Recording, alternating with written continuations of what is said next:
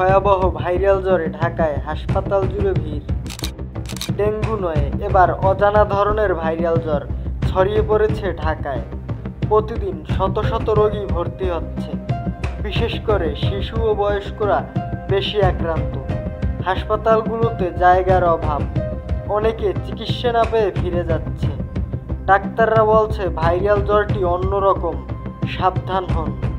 সচেতনতা, ঘন ঘন হাত ধুতে হবে, ঠান্ডা লাগা থেকে এড়িয়ে চলতে হবে, প্রচুর পানি পান করুন। সাংবাদিকের ওপর হামলা, পুলিশ দেরিতে ব্যবস্থা নেওয়ায় 4 কর্মকর্তা বরখাস্ত। মোহাম্মদপুরে এক সাংবাদিককে মারধর করা হয়, সে সময় পুলিশকে জানানো হলে দ্রুত ব্যবস্থা নেওয়া হয়নি। পরে ঘটনাটি সোশ্যাল মিডিয়ায় ভাইরাল হলে পুলিশ নড়েচড়ে বসে। তদন্তর পর 4 পুলিশ কর্মকর্তাকে প্রত্যাহার করা হয়েছে। সাধারণ মানুষ বলেছে, পুলিশ যদি আগে ব্যবস্থা নিত এত দূরে গড়াতো না। মাইলস্টোন কলেজের শিক্ষিকা মাহারিনের আত্মত্যাগে দেশ জুড়ে শোক।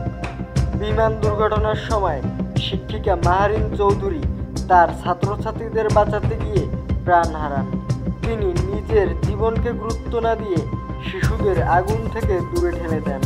তার সাহসিকতা ও ভালোবাসা দেখে সারা দেশের মানুষ আবেগপ্রবণ। শিক্ষার্থীরা বলেছে, মাহারিন ম্যাডাম ছিলেন আমাদের আসল সুপারহিরো। এই ঘটনা নিয়ে প্রতিবাদ ও শ্রদ্ধা নিবেদন চলছে ঢাকা ও নারায়ণগঞ্জে। ভারতে অধিকাংশ বাংলাদেশিকে ফেরত পাঠানো হচ্ছে, মানবাধিকার লঙ্ঘনের অভিযোগ।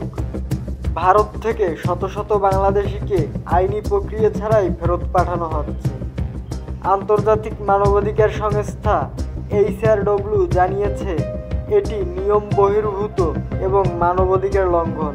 ফেরত পাঠানোদের অনেকেই বলছে, আমরা যেখানে কাজ করতাম হঠাৎ ধরে পাঠিয়ে দিয়েছে। বাংলাদেশ সরকার বিষয়টি তদন্ত করছে।